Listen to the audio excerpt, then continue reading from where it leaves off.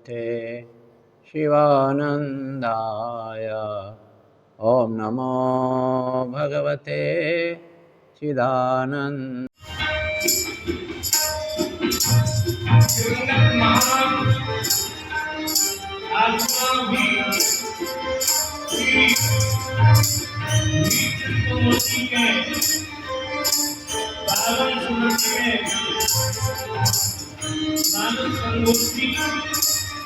और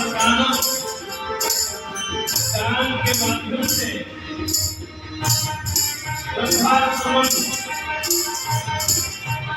करने के लिए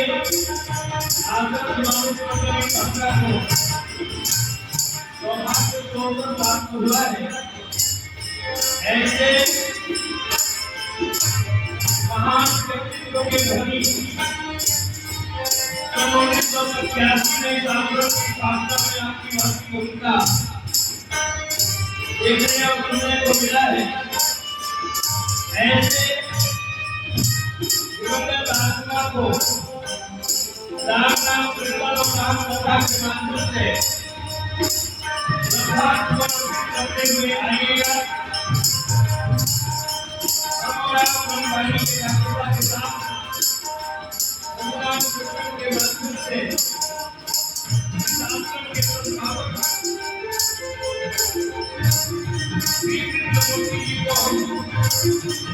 एक व्यक्ति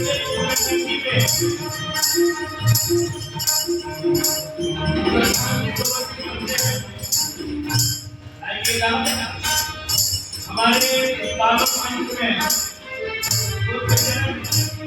स्वामी जी महाराज प्रोग्राम के आसन पर आसीन है। भागवताचार्य महाराज जी हमारे प्रोग्राम के मंच पर आसीन है। नानक के अद्भुत वक्ता राम राधे जी साहू आदरणीय भैया सोनी जी सबसे वंदनीय शिक्षा और राम कथा के वक्ता वाले की सभी में मानव के कथा वक्ताओं के प्रति ज्ञापन करते हुए आइए मन मानी को दोनों के चरणों में प्रस्तुत करने का प्रयास करेंगे। दूसरों के क्षमा चाहते हुए राम नाम संकीर्तन में आशीर्वाद प्रदान करेंगे। आइए आज के प्रसंग में राम जन्म कर हेतु अनेका परम विचित्र एक से एका कष्ट भेद हरिचरित सुहाए नाना भांति वेद में गाए ज्ञान कोई ईश्वर का अवतार इन्हीं कारणों से हुआ है ऐसे कहा नहीं जा सकता। ईश्वर के अवतार का एक कारण नहीं अनेक कारण है। आइए रामचरित मानस में 4 रावण और 4 राम की कथा को तो सभी महाराज अपने मानस में करते हैं। 4 रावण कौन हुए और 4 बार रावण को उद्धार के लिए राम बनकर कौन आते हैं। इसी प्रसंग को लेकर के मंत्रों ने कहा गोस्वामी महाराज कहते हैं 3 बार भगवान विष्णु को राम के रूप में अवतार लेना पड़ा और अंत में नकुल विराट का ब्रह्म अकुल अनंत अखंड मानी के मानववादी ऐसे प्रभु सेवक को कहनी भगत हे पूरी बात को कहनी ऐसे प्रभु का अवतार सृष्टि के आदि मानव आदि को मनु महाराज के साधना से प्रसन्न होकर के प्रभु धरा खान पर अवतरित होते हैं। ऐसे कथा को आपके सामने रखने का प्रयास करूंगा। लोगों से सवाल रहते हुए राम नाम के लिए सवाल करता हूं। बोलिए संतोष से भगवान की जय।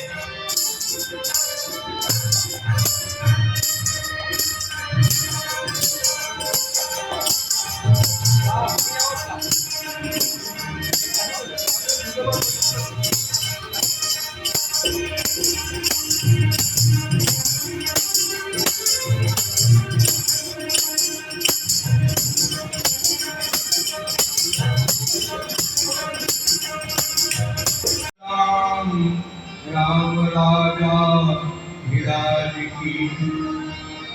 माता श्री सीता के सहज स्नेह प्राप्त वर्ष प्रिय कंपा हनुमान भक्त राज की। व्यासन मुकुट मणि महिमा की मिजाज बरनी, गिनते हैं शोभा सब पंडित समाज की। मोरे तुमातु पिता गुरु बंधु सखा सबे, बंदो पद रेणु राम किंकर महाराज। जय राजत राम सिर और दास हनुमान, ऐसे श्री गुरुदेव को बारही बार प्रणाम। दानी शिरोमणि कृपा निधि नाथ कहूँ सती भाई, चाहूँ तुम ही समान सुत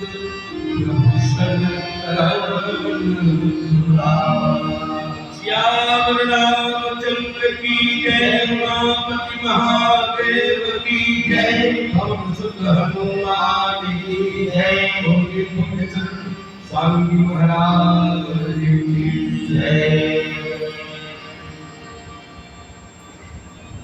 राम कथा के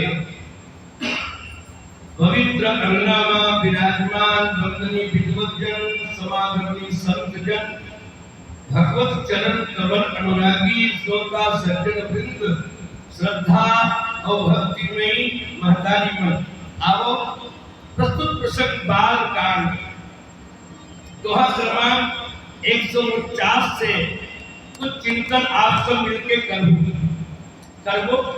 काबर अभी हम बड़े बड़े विद्वान मन के द्वारा लगातार मानस में अपन व्याख्यान करे हैं। प्रस्तुत प्रसंग ऐसे तो बोला बोलचाल के भाषा में महाभारत वाला कहते, पर आज में रामायण हमारे विद्वान साथी मन के बीच में अपन एक चिंतन रखे के प्रयास करत हो। रामायण में 4 दिन रावण और 4 राम के अवतार की कथा गोस्वामी जी महाराज जी थे। पहली रावण कौन बनिस तो बताइस कि होकर 2 पार्षद, एक के नाम जय रहिस और एक के नाम विजय रहिस। एवं कोई साधारण पुण्यात्मा नहीं रहिस वही, काबर दिन रात भगवान के दर्शन करने वाला। गोस्वामी जी महाराज कहते मम दर्शन फल परम अनुपा, जीव भाव दिग सहज स्वरूपा। ईश्वर के दर्शन के फल, परमात्मा के दर्शन करने के फल है जीव अपन स्वरूप ला पहचान लेते। पर ऐसा बार के मन में काबर विकृति है तो कथा रूप में बताइए। 4 महात्मा लोग दर्शन करे खातिर बैकुंठ धाम भगवान विष्णु के दर्शन करे पर 4 महात्मा में ब्रह्म के स्वरूप ही सनक संकाली सनत कुमार और ये सनक समंदर के 4 महात्मा रोज भगवान के दर्शन करे बने। तो एक दिन जय विजय के मन में ऐसा क्या बात आ गई तो भगवान एक हमारे गुरुदेव महाराज जी थे कि द्वारपाल के मन में एक बात रही कि एकल भुजा में कतनी ताकत होगी और कतनी जन्म मार के और यह अपन आप में और ये सर्वशक्ति लाल के प्रमाण देवत है तो थे। आज एक साधारण मंत्री के घर में होकर अंग रक्षक है ना, तो लोग बोलते कि मैं कति दिन में अंग रक्षक हूँ कम से कम एक लायक कब बन पाऊं। तो इसने रखते द्वारपाल के मन में यही कि बोले कर भुजा में कतिक शक्ति होगी। भगवान मन में जानकारी के भीतर अंतर मन में कोई भाव प्रकट होते तो हमला ये जरूर पता चल जाते भगवान तो अंतर्यामी है। ये मन मोर भुजा के बल के था लगाना चाहते केकर सती एक दिन ऐसे मन में विकृति है कि 4 महात्मा ला भीतर जाने रोक दिस तो भीतर जाने रोक दिस केकर सती ये महात्मा मन नाराज हो गए। कि हम रोज दर्शन करे बराथन हमला ते हर समय हर हमेशा पहचाना था और आज तो रोकत तो नाराज होना स्वाभाविक भी है। तो एकर चक्की चारों महात्मा मन के भगवान के तीर में रहे के बाद ऐसा वृत्ति तो जीवन में आ गए तो जा निशाचर हो जा। साहब में बताए तीनों जन्म मुक्त नहीं जाना, पर 3 जन्म से तो मुक्ति नहीं हो गए। तो पहली जन्म में हरनाथ और हिरण्याकश्यप, दूसरा जन्म में रावण और कुंभकर्ण और तीसरा जन्म में शिशुपाल और दंतावक्र के रूप में ये अवतार की कथा है। पर एकर चलते जब त्रेता में जय विजय मना रावण और कुंभकर्ण बनी और तब भगवान विष्णु का स्वयं राम बन करके अवध धाम में अवतार के कथा गोस्वामी जी महाराज कही। दूसरा जन्म में एक जालंधर नाम के राक्षस जो अपन धर्म पत्नी अपन पत्नी वृंदा के सतीत्व के बल से बड़े बड़े देवता मतलब पराजित कर देवत नहीं। तब एक बात है कि जब तक वृंदा के सतीत्व छीन नहीं होगी और तब तक से ये राक्षस ला मारना मुश्किल है। तो भगवान विष्णु ऐसा परम सती वृंदा के सतीत्व ला और अस्मिता ला दिगाए खातिर पर और ओकर सेज में जब चले तो जब तक से मैं डायमंड के लिए बढ़िया बात कहता कि ककरो पति लड़े पर जाए चाहे विजय करे पर जाए जब पर्यटन में जाए तो कर नित्य रात चिंतन यदि वो देवी गलत होगी तो कर पति ला पे मार सके नहीं। वृंदा देवी अनवरत पति के चिंतन में लगे रहे। एक सती भगवान भोले बाबा जैसे संहार के देवता महाकाल भी पराजित हो जाते हैं। और तब एक दिन भगवान स्वयं जालंधर के रूप बना करके वृंदा के सेठ में जब आ करके कि देवता के काम करे खातिर देवता मन के काम करे खातिर भगवान विष्णु जो है जो सेठ में आ गए तो एक से और जालंधर के वध होए की कथा है। पर जब ये जालंधर रावण हुई तो भगवान विष्णु भी यही सोच रहे वृंदा देवी के श्राप भी है कि आप जैसे एक ब्रह्म जो है तो पत्थर के समान उन्हें श्रापित भी हुई भगवान। और तो वृंदा तुलसी माता के रूप में और भगवान शालिक राम भगवान के रूप में अवतार की भी कथा है। पर जालंधर रावण के रूप में भी प्रस्तुत करेगी। तीसरा रावण के अवतार बताए कि जब देवर्षि नारद काम क्रोध लोभला विजय करे के बाद लोग जीवन में जब एक कन्या ला पाए की बात है तो भगवान शंकर के दूधन गणमन होकर पाछू लगे रही और दोनों गल्ला देवर्षि नारद श्राप दी जाओ राक्षस हो जाओ अमित बलशाली हो जाओ बहुत बलवान हो जाओ। संत मन कई बार श्राप देवर घलो नहीं है वो मन केस की कि राक्षस हो जा बहुत बलशाली हो जा ऐसा जब वरदान दी तो रावण कुंभकर्ण के बात हुई। पर एक ऐसे अद्भुत प्रसंग है जो न वाल्मीकि रामायण में भी नहीं लिखे हुए हैं और कई जन रामायण के शोधकर्ता बताए कि ये प्रसंग और रामायण में वर्णन नहीं है। जब प्रताप भानु महाराज ब्राह्मण देवता के श्राप के कारण से रावण के रूप में जब राक्षस होए के श्राप मिली बोले विप्र सपोत करी नहीं कुछ पीर विचार होई निशाचर जाओ निप मूल सहित परिवार। ऐसा ब्राह्मण देवता के श्राप से जब रावण और कुंभकर्ण के अवतार हुई तो पूर्ण ब्रह्म सच्चिदानंद महाराज मनु के साधना के बल से निर्गुण निराकार ब्रह्म के अवतार के कथा तो स्वामी जी के ही रामचरितमानस में ये प्रसंग रखे गए। तो उन बात का गोस्वामी जी महाराज की स्वाम्भु मनु अलसत कृपा एक सृष्टि के आदि पुरुष के रूप में एक स्वयंभू मनु और धर्म पत्नी के नाम जो है वो देवी सतरूपा है जिनते भय न सृष्टि रूपा और जेकर से इस सृष्टि के विस्तार हुई। हमारे साहित्यकार और बड़े बड़े संत महात्मा मन की थे। आज हमारे जीवन शैली जो है मनु महाराज के जीवन दर्शन में मनु महाराज के जो संविधान में जैसा हमला जीना चाहिए वो मनु महाराज के संस्कृति सभ्यता होकर जीवन जिए के दर्शन यही जीवन से ही आज मानव जीवन मानवीय जीवन प्रकट होते। ऐसा बात होते ऐसा महाराज मनु के 2 बेटा के बाद है एक के नाम उत्तानपाद है और दूसरा के नाम प्रीवत है उकर पौत्र पोता के नाम जो है ध्रुव है कि सज्जन एक बात अच्छा है उत्तानपाद के वंश से ही हमरो मन के अवतार हो उत्तानपाद के नाम से पता चलते कि पैर ऊपर है और सिर नीचे है। तो आज हम सृष्टि में जब जब अवतार लेते हैं तो पैर ऊपर और सिर नीचे होता है, उठान पाद। और उनके लघु यानी छोटे बेटा के नाम प्रियव्रत है। तो ऐसा और एक कन्या भी है जेकर नाम देवहूति है, और जेकर स्वामी के रूप में कर्दम महात्मा ला प्रस्तुत करेगी। अतेक बड़े जेकर परिवार है, जेकर बात भी मतलब विराग के का जरूरत है। ऐसा ओकर बेटा उत्तान पाद प्रियव्रत और ध्रुव जैसे नाती, और एकर बाद ऐसा देवहूति जैसे कन्या, एकर बाद भी मन में उजागरण के कारण का है। तो स्वामी जी महाराज तब की एक दिन राजा मनु के मन में होई न विषय विराग भवन बसत भा 156। एक दिन मन में गलानी पैदा हुई कि मोर आसक्ति जो है तो दिन के दिन कम नहीं होते। अब होते भी कई दिन के थे जबकि बुढ़ापा आए लगते और उसके मोह जो है तो ज्यादा घेरे लगते। तो राजा मनु अतिक बड़ पृथ्वी के संचालन पूरा सृष्टि के सम्राट के रूप में जकर जीवन यापन रही, तो ऐसा राज धर्म के पालन करत रही, प्रजा के पालन करत रही। तेकर मन में एक दिन गलानी पैदा हुई।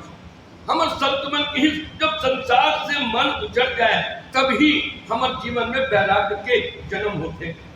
कोई न विषय विराग आसक्ति कम नहीं होते, और भवन बसत बार चौथापन भी आगे, और हृदय बहुत दुख लागी। हृदय में एक दिन चिंता नहीं कि मोर जीवन जो है वो भक्ति के बिना। कोई न विषय विराग भवन बसत बार चौथापन, हृदय बहुत दुख लाग जन्म हरि भजन दिन। और मोर जीवन भक्ति के बिना चलेगे करके गलानी हुई। तो बरबस अपन पुत्र ला राज सौंप के और साधना के लिए पन के मार्ग में काबर चौथे पन जावही कारण चौथा पन में एक सन्यास के लिए जब राजा महाराजा मन जंगल में जाके बात करें। कई जन वानप्रस्थी, जब ये जीवन के 4 भाग है।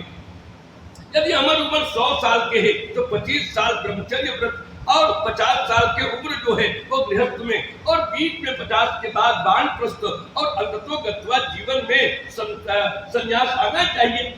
तो बरबस राज सतई तो दीना नारी समेत गवर्नपन कीना। तो अपन पत्नी शत्रुपाला लेके जंगल जाए लगी तो लोग मन हंसे लगी। वैराग हो गए तो पत्नी ला त्याग करके ये जाना चाहिए। वैराग हो गए तो पत्नी ला साथ लेके जाए से क्या मतलब। पर शत्रु मनु महाराज के दर्शन में अद्भुत बात है, जेकर साथ हम जीवन यापन करे हैं बोला त्याग के साधु बनना ये अच्छा बात नहीं। आज एक विनोद के रूप में गोस्वामी जी महाराज की थे, नारी मरई संपत्ति सब नासी मूल मुड़ाए भय सन्यासी। यदि नारी की मृत्यु हो जाए और संपत्ति नष्ट हो जाए तो साधु बन जाना, ये तो सरल बात कलयुग के लिए विनोद गोस्वामी जी महाराज करते हैं। पर राजा ने कहा जिनके साथ मैंने जीवन यापन किया है उनको त्याग करके साधु बनने का कोई अभिप्राय नहीं होगा। इसलिए अपने पत्नी शत्रुपा माता को साथ में लेकर के और वैराग्य के लिए जंगल की ओर जाते हैं। आइए कहाँ गए तो एक भजन के साथ विचार करेंगे। बोलिए सियावर राम।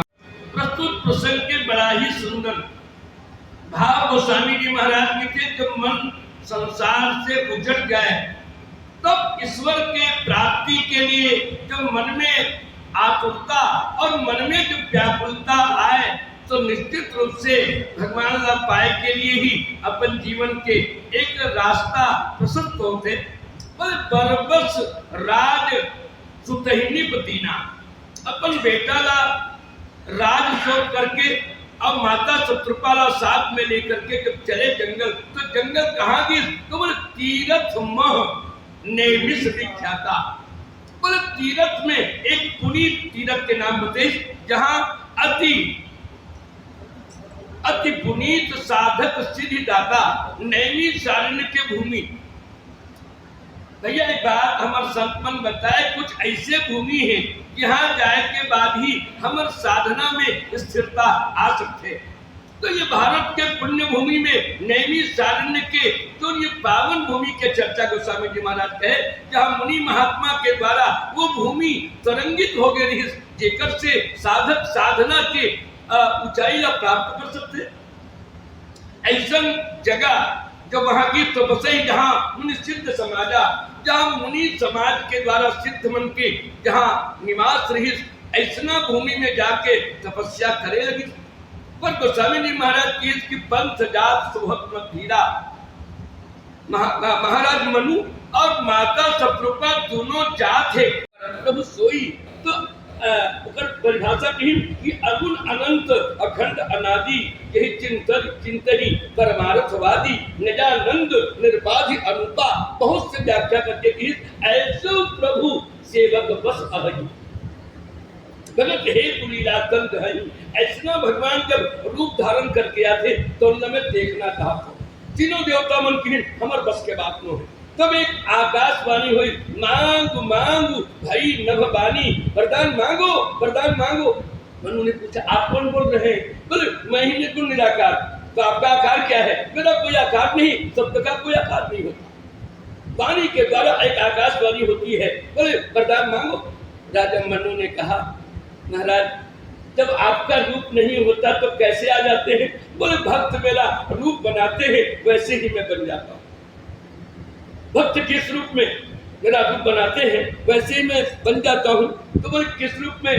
बोले बसई भुसुंडी मन मानस हंसा, सगुन अगुण यही निगम प्रशंसा, जो स्वरूप बस मन माही यही कारण जतन कराही। जो भगवान शंकर के मन में ज्ञान योग में, राजा मनु ने कहा कि ज्ञान योग में भगवान शंकर के वक्ष स्थल पर निवास करते हैं, ऐसे प्रभु को मैं देखना चाहता हूँ। जो योगी कर्म के भूमि में साधना करके जिस भगवान को पाना चाहते हैं ऐसे प्रकट हो जाते हैं, ऐसे भगवान को देखना चाहता हूँ। और भक्ति योग में बसई भुसुंडी मन मानस हंसा, सगुण अगुण यही निगम प्रशंसा। तो वेद में ये सगुण अगुण का जो चिंतन हुआ है ऐसे प्रभु को मैं देखना चाहता हूँ। और ये तीन रूप में ज्ञान भक्ति और कर्म के योग में महाराज मनु ने ईश्वर का चिंतन किया, निर्गुण निराकार ब्रह्म का से याचना करते हैं। तो भगवान प्रकट कैसे हुए? तो विश्वास प्रकटो भगवाना भगत बसल सुनि कृपा निधाना। विश्वास ध्यान के योग में, भगत बसल सुन कृपा निधाना, विश्वास प्रगट्यो भगवाना। पर विश्वास जो है ज्ञान योग में, प्रगट्यो भगवाना कर्म योग में, भक्ति योग में भगत बसल और कृपा निधाना। एक योग और गोस्वामी जी महाराज जोड़ते हैं। हमारे महाराज जी कहते हैं कि दैन्य के योग में, दीनता के घाट में गोस्वामी जी महाराज उसका एक नाम रखते हैं कृपा निधाना। ये तीन योग तो हमारी गीता में कहा गया। भगवान तीन रूप में प्रकट भी हुए।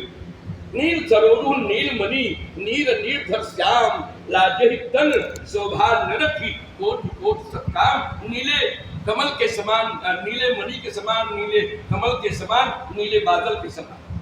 हमारे महाराज जी कहते हैं कि नील मणि जो है वो ज्ञान योग है, नील कमल जो है वो कर्म योग है, और नील निर्धर श्याम ये भक्ति योग में। लाजहि तन शोभा नरखी, जिनको देख करके करोड़ों कामदेव लज्जित हो जाते हैं, ऐसे एक अद्भुत रूप भगवान का प्रकट हुआ। उनको देख करके महाराज गदगद हो गए। और प्रभु ने तब कहा कि अब मांग लो। और तब राजा मनु ने फिर वही बात, बोले मैं तो राजा हूँ, देना जानता हूँ, मांगना नहीं जानता।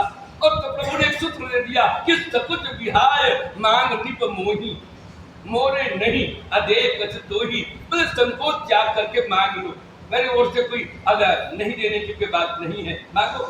तो राजा मनु ने कहा कि यथा दरिद्र विबुध तर पाई, बहु संपत्ति मांगत सब चाही।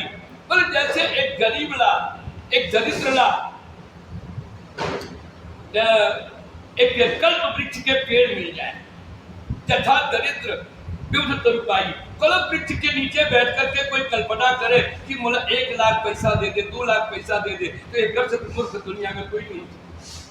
कल्प वृक्ष के बारे में सुने रहे हो कि आप कल्प वृक्ष में देखे नहीं हो। एक आध जगह भी महाराज बन देरी हुई हरिद्वार, तो वहाँ कल्प वृक्ष के आज भी वृक्ष के चर्चा होते।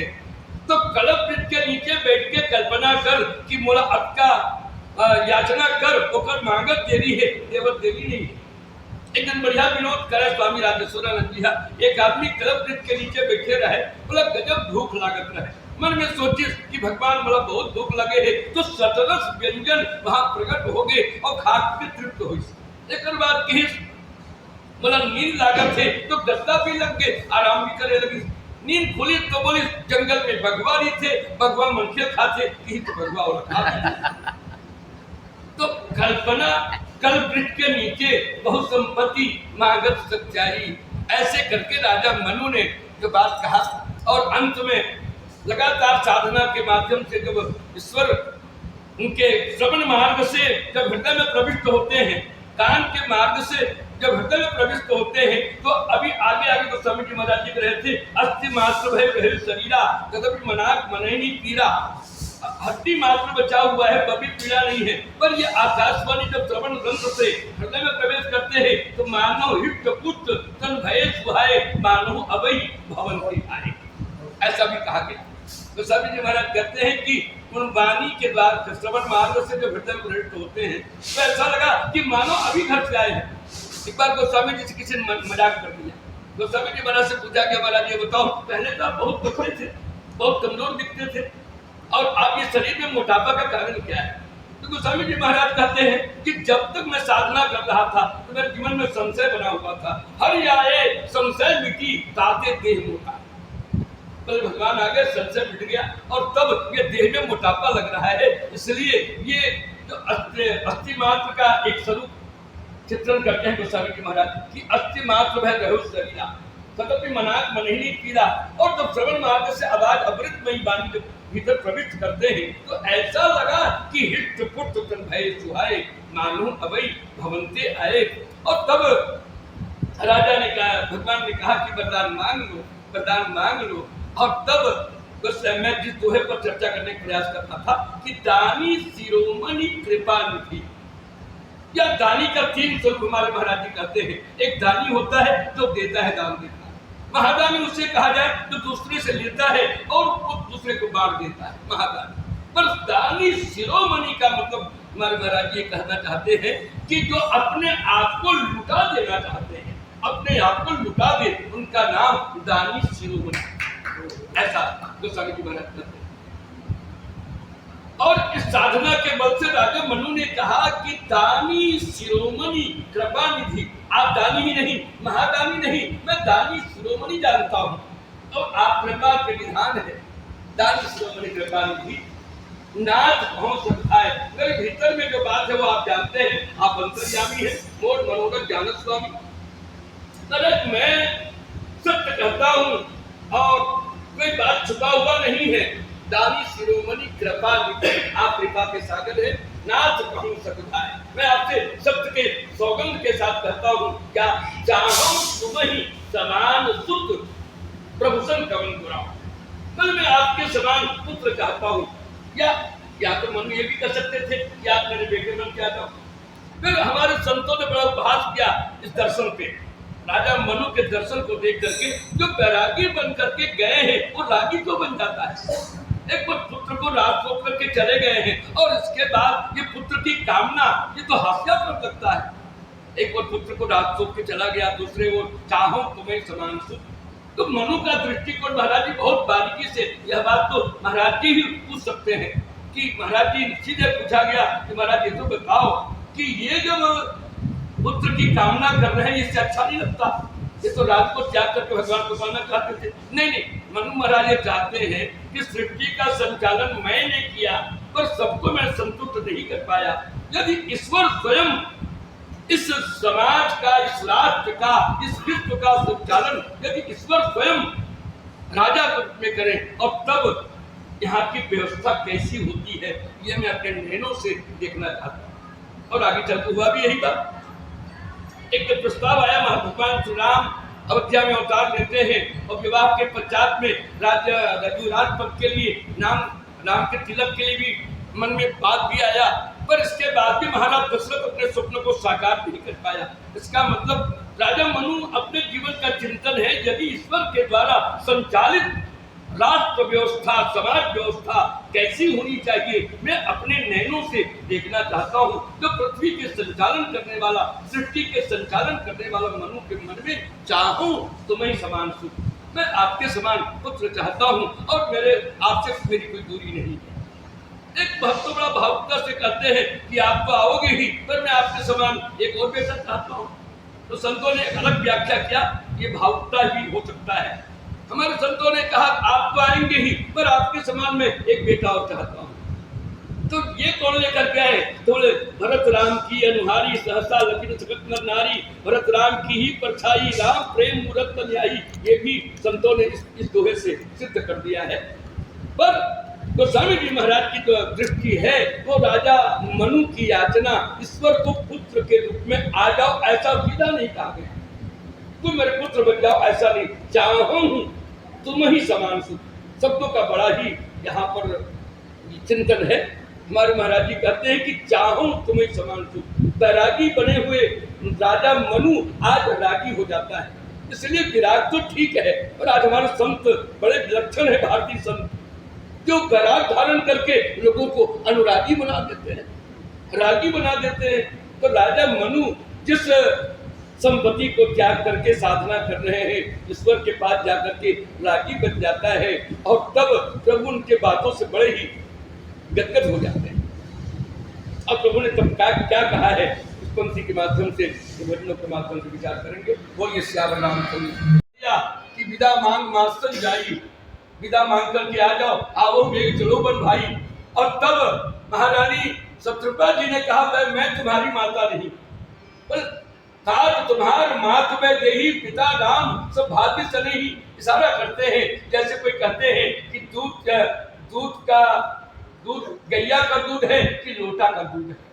किसी ने कह दिया कि वो लोटे का दूध ले आओ, गिलास का दूध ले आओ, बाल्टी का दूध ले आओ, पर दूध तो गौ माता का है, इसलिए तात तुम्हार मात में देती। और एक समर्पण दिखाई पड़ता है। यहाँ तक अपने पुत्र को सौंपने के बाद विदाई में भी सुमित्रा माँ का आने का प्रमाण नहीं मिला। न जाने देने का अहंकार बन जाए कि मैं अपने पुत्र को सौंप रही हूँ, कहीं ममता न झलक जाए और कहीं अहंकार न हो जाए। इसलिए भक्ति उपासना का चरम लक्ष्य जो है उस सुमित्रा माता के जीवन में हमें प्राप्त होता है। विवेक ये तो कैकेयी माता के जीवन में है। हमारे महाराज जी ने बहुत अच्छा सुंदर साहित्य लिखा, कैकेयी वंदनीय है या निंदनीय है। इस बात पर जब चिंतन होता है तो विवेक पूर्ण जहाँ भूमिका है वो कैकेयी अम्बा का है, जिन्होंने अपने सुहाग मिटा करके, अपने सिंदूर मिटा करके राम को काम करने के लिए, राम के काम करने के लिए उसने अपने जीवन में सुहाग उजड़ जाती है, इतने कलंकित हो जाती है। रहनी पर में तो हमारे संत बता रहे थे कि उनके रहनी 14 वर्ष के जो अयोध्या के निवास जो है, रहनी जो है, उस परिवेश में तो एक बिल्ली भी अयोध्या में नहीं रह सकती थी, एक श्वान भी, एक कुत्ता भी वहां नहीं रह सकता था, जिस परिवेश में कैकेयी माता 14 वर्ष गुजारती है। इसलिए विवेक और रहनी, एक और कैकेयी माता को निंदनी कहते हैं, पर गोस्वामी जी महाराज वंदनी करते हैं। भगवान श्री राम चित्रकूट में जाकर के उद्घोष करते हैं, दोष देई जननी डरतेई तीन गुरु साधु सभारी सेई। जो हमारे माँ कैकेयी को दोष लगाएंगे, जिस साधु समाज का संगत प्राप्त नहीं हुआ। ये विवेक की मूर्तिमती रूप जो है वो कैकेयी अम्बा का और रहनी कैकेयी अम्बा के जीवन में दिखाई पड़ता है। ये 6 वरदान एक साथ शत्रुपा जी मांग करके और अपने बुद्धिमता का, अपने ज्ञान योग का, ज्ञान शक्ति का परिचय देना चाहती है। अंत में महाराज मनु आपको शांत करते हुए महाराज मनु ने कहा, महाराज इतने लंबे वरदान देख करके राजा मनु भगवान के चरण को फिर पकड़ लेते हैं। बंदी चरण मनु कहे बहोरी, और एक विनती प्रभु मोरी, हरि बिन मणि जिम जल बिन मीना, मम जीवन तुम्हें अधीना। ईश्वर को बांधने वाला राजा मनु सब अपने जीवन को ईश्वर के प्रति बांध देता है। कहे हरि बिन मणि जिम जल बिन मीना, मम जीवन तुम्हें अधीना। इस बहुत से तात्विक चिंतन महाराज जी देखते हैं। उनके भगवान श्री राम के वामांग पर महारानी सीता भी विराजित है। यदि आप हमारे जीवन से चले जाएंगे तो जैसे मनिहार सर्प मणि के बिना व्याकुल हो सकता है, प्राण नहीं त्याग सकता, पर मेरे जीवन में जिस प्रकार से जो मछली जल के बिना प्राण को त्याग देती है, वैसे वामांग पर विराजमान माता सीता को देख करके उसने कहा, फनी बिन मणि जी जल बिन मीना, आप मेरे जीवन से निकल जाएं तो मैं मनिहार की सर्प की तरह व्याकुल रह सकता हूँ, पर ये हमारे जीवन से निकल जाए तो मैं मछली की तरह मर जाऊं। ऐसा बंदी चरण मनु कहे बहोरी, अवर एक विनती प्रभु मोरी, हरि बिन मणि जिम जल बिन मीना, मम जीवन तुम्हें अधीना। ऐसा भाव लेकर के महाराज दशरथ जो है अपने आप को, महाराज मनु जो है अपने आप को समर्पित करते हैं। प्रभु ने कह दिया ठीक है, कुछ काल तुम स्वर्ग का भोग करो, वैकुंठ का भोग करो, और तत्पश्चात जब तुम अयोध्या के राजा हो जाओगे तो मैं तुम्हारे पुत्र बनकर के आऊंगा, और अकेले नहीं अंसन सहित ले उतारा। ऐसे भाव लेकर के महाराज मनु ने ईश्वर को धरती पर उतार दिया है।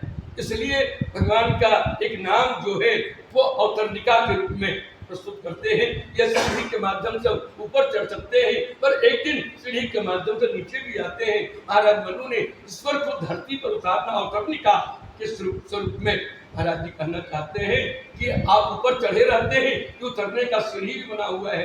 इसलिए अवतरणिका के माध्यम से महाराज मनु ने ईश्वर को धरती पर उतार दिया। ये भाव के साथ पुष्पांजलि करता हूँ, और आइए भजनों का आनंद थोड़ा बोलिए। श्री राम।